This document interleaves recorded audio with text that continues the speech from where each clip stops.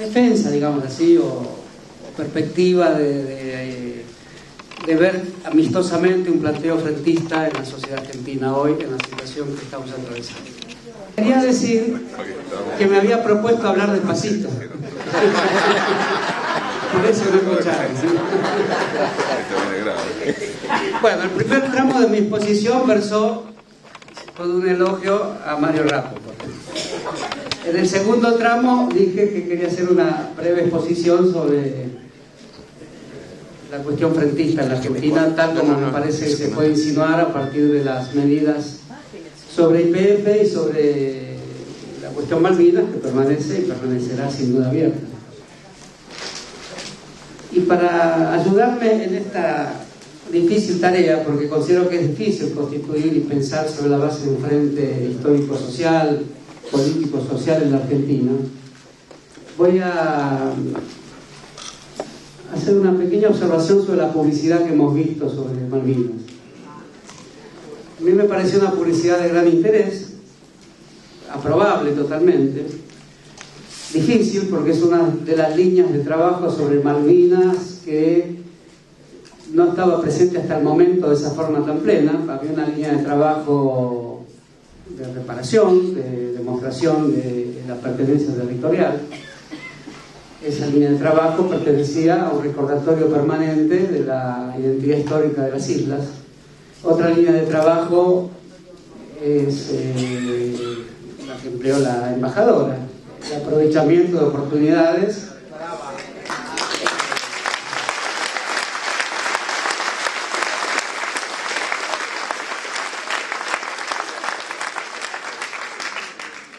es una línea de trabajo no habitual en la diplomacia, pero totalmente admisible porque se entiende que la Argentina está ocupando el lugar de un país débil frente a la potencia que históricamente ocupó las islas. Por lo tanto, interrumpir de la forma no diplomáticamente adecuada una asamblea de diplomáticos parece adecuado en esta situación.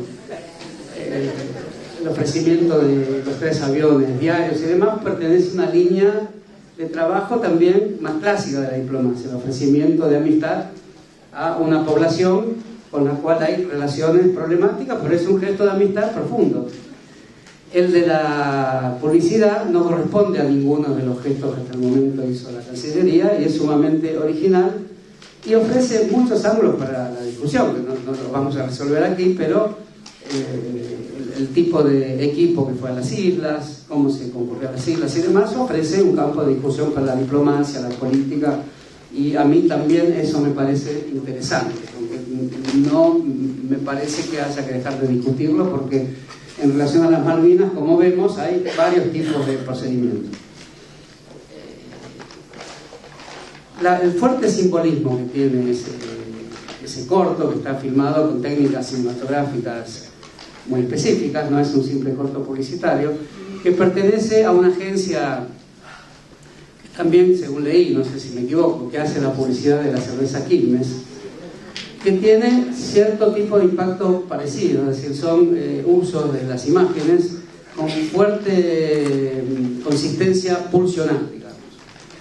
Entonces, quiero decir, también me parece legítimo usar imágenes de fuerte presencia pulsional en relación a las Malvinas. Son muy parecidas a las que se usan en el mundo de la publicidad profesional de alto nivel. No podemos decir, no, una cosa es las Malvinas y otra es la cerveza Quilmes aquí. Podemos decirlo en nuestra conciencia. Una cosa es las Malvinas y otra cosa es tomar cerveza Quilmes. Y otra cosa más son los viejos indios Quilmes que han sido aniquilados y que permanecen como nombre de cerveza.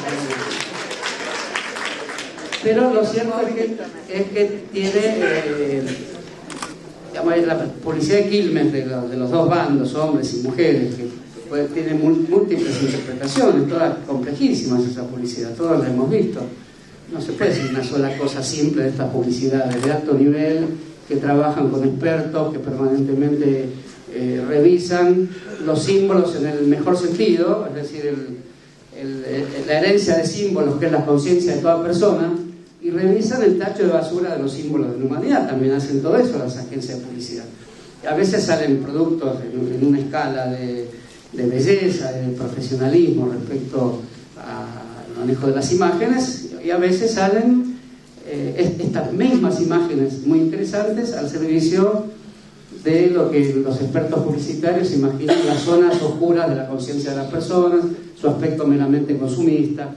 Bueno, en esta publicidad me parece que se representa el drama nacional, se haya querido o no, hacerlo en una fusión entre un deportista y una especie de alma en pena que recorre las islas, que probablemente tenga alguna similitud con las historias que conocemos, que tampoco son fáciles de contar. A mí no me es fácil hablar con los soldados de las Malvinas. Estos últimos días hablé con muchos, vienen acá. La expresión excombatiente, veterano de guerra, etc. Son expresiones que uno estaba acostumbrado a ver de otras guerras. Como no me es fácil, por eso mismo me es interesante. En realidad no soy de los que piensan que lo más interesante es lo que me es fácil. Entonces me produce un problema hasta cierto punto grave, porque la historia es mía y me siento un tanto alejado de una historia que es mía, la de los soldados de las Malvinas, y el lenguaje con la que se habla preferiría que fuera otro que quisiera más mía, sin dejar por esto de ser la mía. Entonces ese deportista, sobre todo en el momento que se pone el capuchón, es como un espectro de un soldado argentino que atraviesa las islas. Entonces esa situación es profundamente emocionante, creo que legítimamente emocionante, está en el borde de lo legítimo, me parece. Es una publicidad que está en el borde de algo que uno no sabe diferenciar muy bien en su conciencia siempre, donde hay legítimas apelaciones a los sentimientos públicos que albergan nuestra conciencia, o cuando hay ese puntito que se sobrepasa y que también podemos aceptarlo si se trata de las Malvinas, sin lugar a dudas, pero que no deja de provocar problemas éticos. El recorrido por la isla me pareció, la verdad, de una pertinencia absoluta, porque y podían haberse evitado algunas escenas un poco burlonas, por ejemplo, hacer ejercicio frente a la Globe Tavern, que es un lugar glorioso donde por las tardes van a tomar los habitantes de las islas sus copetines.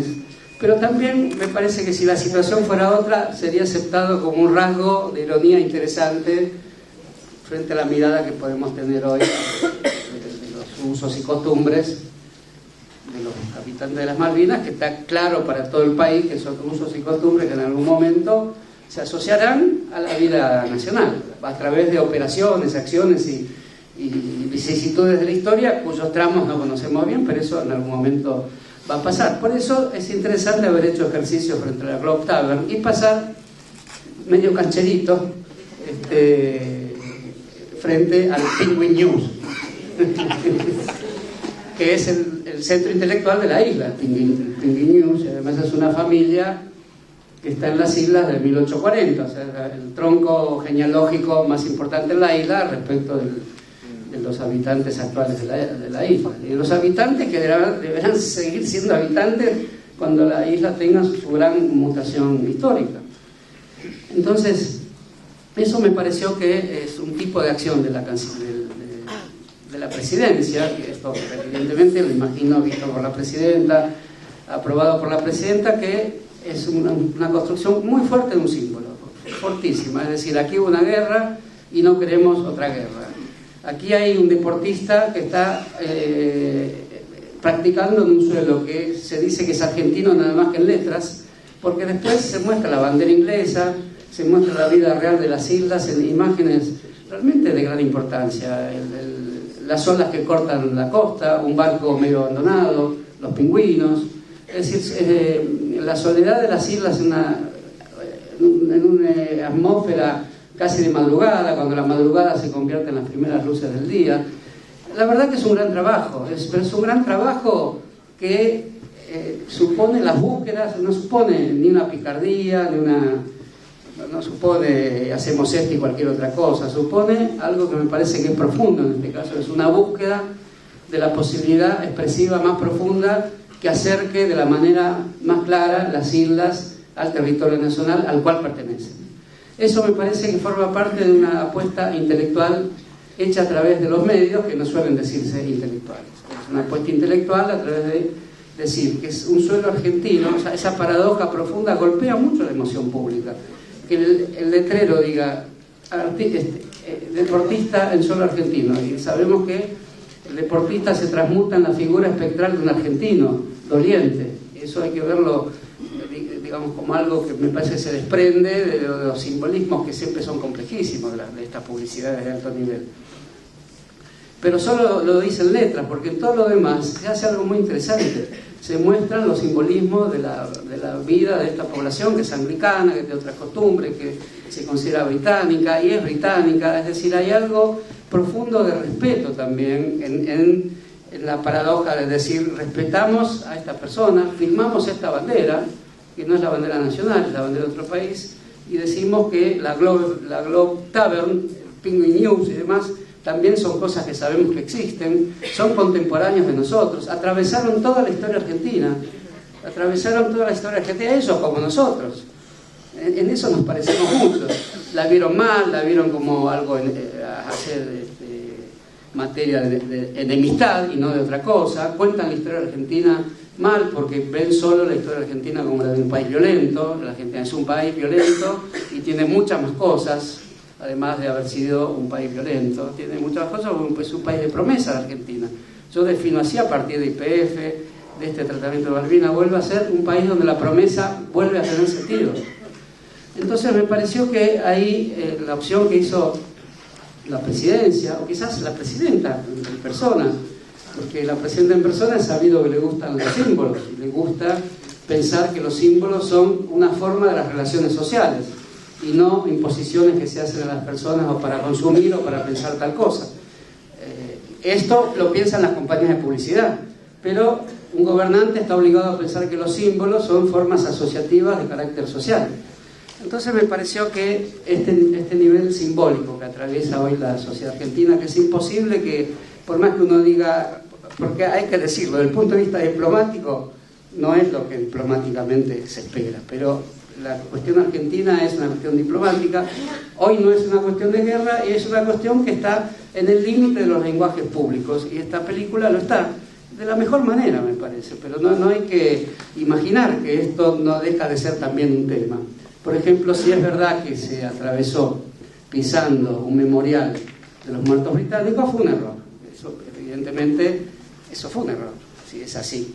Yo lo he leído de todo esto, lo leí del diario, ¿no? Porque además fue una acción por sorpresa, y las acciones por sorpresa existen en todo el mundo político. El mundo diplomático cree que ahí existen menos las sorpresas, pero ahí existen a veces muchos más que en el mundo bélico y en el mundo político. O sea que en ese sentido quería decir que este tipo de construcción simbólica, parecida un poco a la de YPF, acción que no se tomó por sorpresa, pero que tiene la característica de ser una corriente interna de la memoria nacional.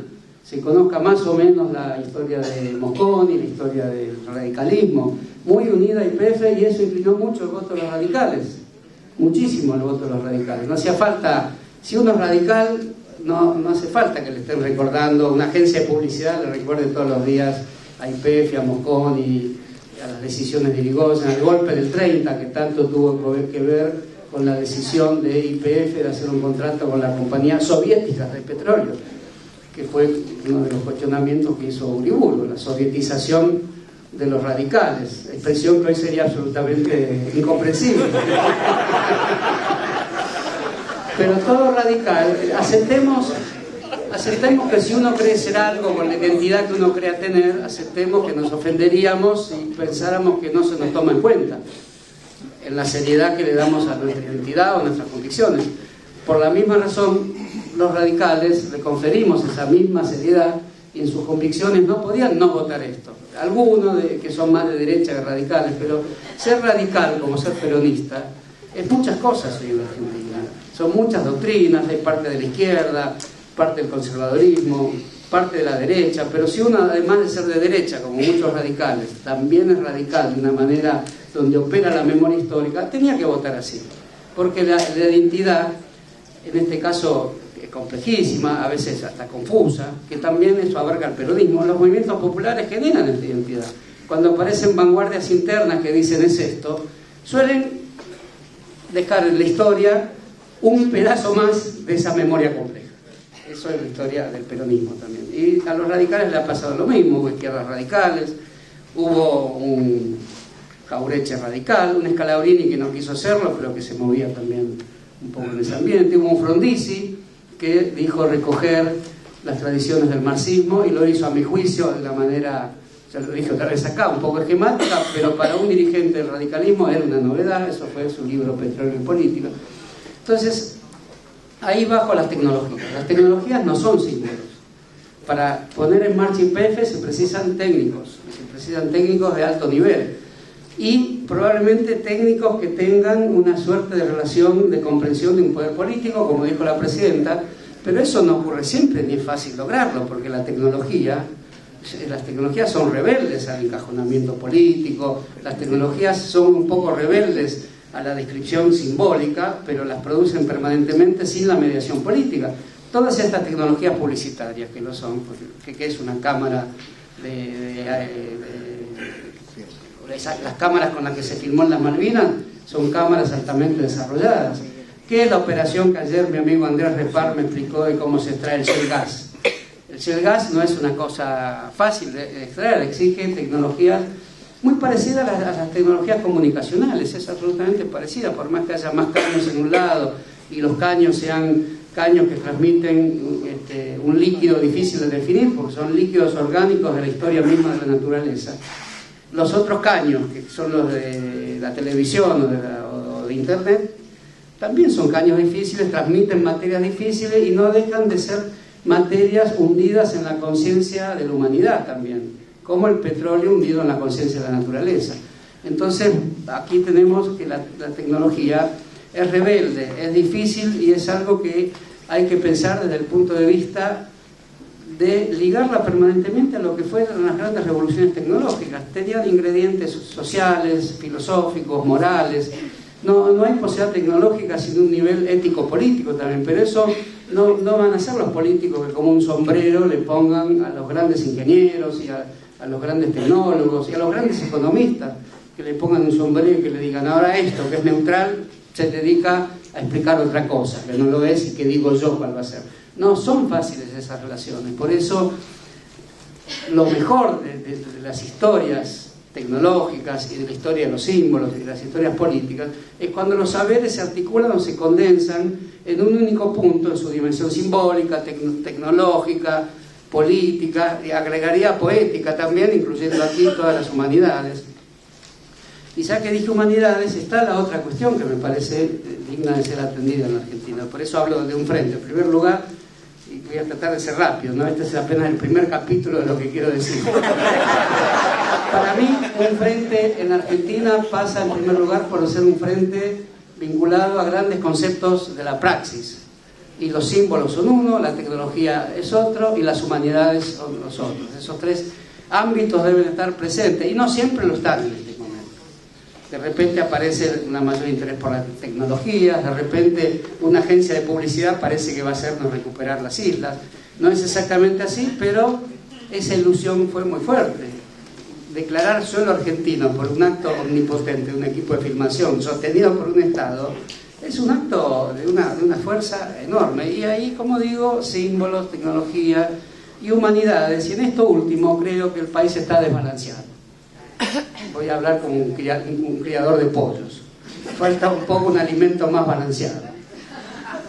Es decir, hay una opción muy clara por la ciencia y la técnica. Y esta opción por la ciencia y la técnica pasa muchas veces por recursos también símbolos. Por ejemplo, Tecnópolis es un recurso simbólico, una fuerte apuesta simbólica con un nombre simbólico, o sea, la ciudad de la ciencia, la ciudad de la técnica.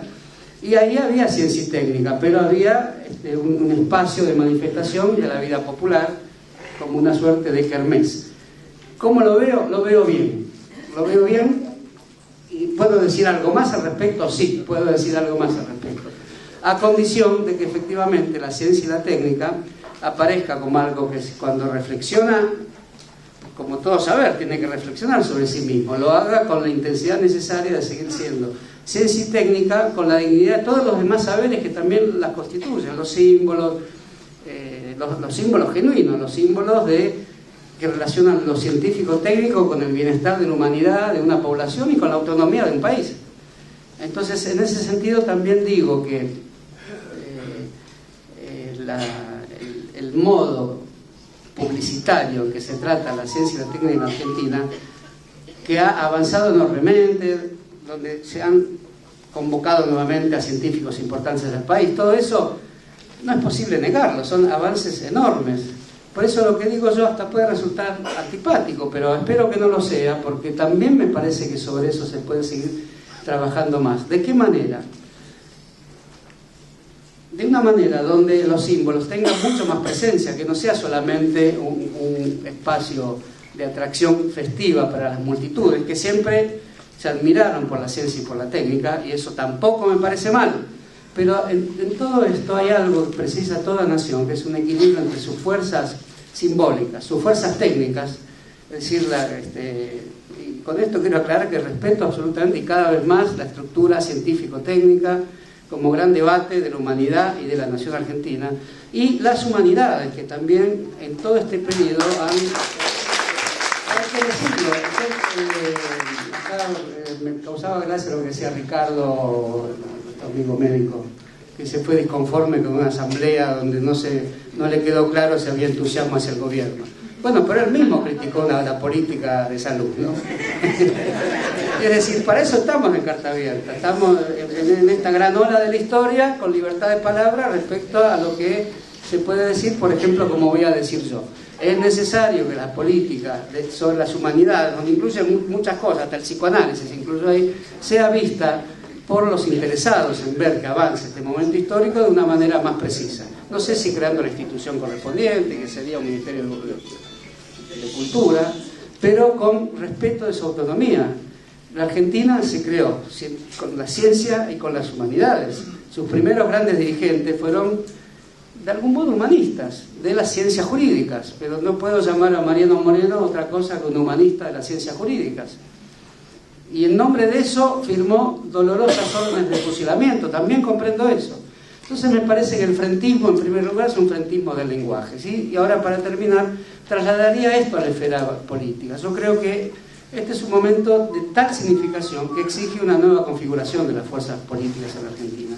Y esta nueva configuración, así como había un frente entre todos los conocimientos, el técnico, el científico, el ingeniero, el economista, no revolverlos mal, sino una nueva escucha de todos estos grandes legados que tiene un país, y más equilibrados. Por eso digo, siento que las humanidades, las ciencias sociales, la filosofía, siento que están menos atendidas, lo veo respirar en la vida política. Por ahí se dice, sí, que venga un filósofo, pero es no deja de ser un convidado adicional que se suma quizás con un rasgo de prestigio, porque nadie quiere abandonar ni la filosofía ni la crítica literaria. Y digo crítica literaria, también es un país que lo fundaron críticos literarios. Es así, por supuesto que incluso los caudillos federales tenían más formación en estas materias de lo que creemos y de lo que les gusta creer los que defienden los caudillos federales como si fueran toscos. Eran personas a veces más ilustradas que los ilustrados que los combatían, que tenían el nombre equívoco de ilustrados. Entonces todo eso me parece que implica rever el siglo XIX argentino de otra manera. Y el frente que yo digo es mirando hacia la izquierda, hacia las izquierdas que han apoyado en el Parlamento y fuera del Parlamento esta ley que se ha situado en nuestra conciencia. No cualquier ley se sitúa en la conciencia. La 1420 se situó en los trabajadores argentinos, la ley de asociaciones profesionales, en los comunicadores y buena parte del pueblo, la ley de comunicación aprobada hace 2 años. Y hoy esta ley, casi como todas ellas o más, se sitúa en el plexo de la conciencia dramática del país. Pero eso tiene que atraer a los técnicos que efectivamente sepan lo que es la filosofía crítica que instituye el modo en que hoy se vive la transformación en la Argentina. Todo esto me parece que son temas de escrituras, de cartas, reflexiones, puede incluso no ser una carta. Yo abogo por cartas que traten esta cuestión y que anuden o justifiquen la relación entre temas aparentemente distantes.